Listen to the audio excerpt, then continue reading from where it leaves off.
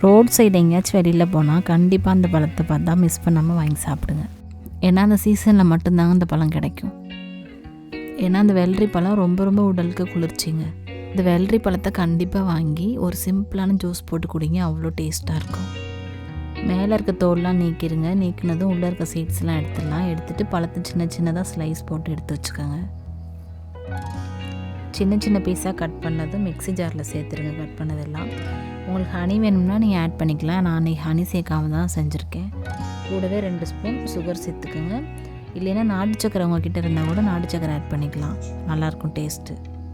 எல்லாத்தையும் சேர்த்ததும் மிக்ஸி ஜாரில் போட்டு அரைச்சி எடுத்துக்கோங்க. எடுத்தது ஒரு கிளாஸில் ஊற்றி சர்வ் பண்ணி சாப்பிடுங்க, ரொம்ப டேஸ்ட்டு நல்லாயிருக்கும். இந்த சம்மருக்கு ஏற்ற ஜூஸ்னது உடல் சூட்டை தணிக்கும். இப்போ நம்ம வெள்ளரி பழம் ஜூஸ் ரெடி. மறக்காமல் சப்ஸ்கிரைப் பண்ணிடுங்க. தேங்க்யூ.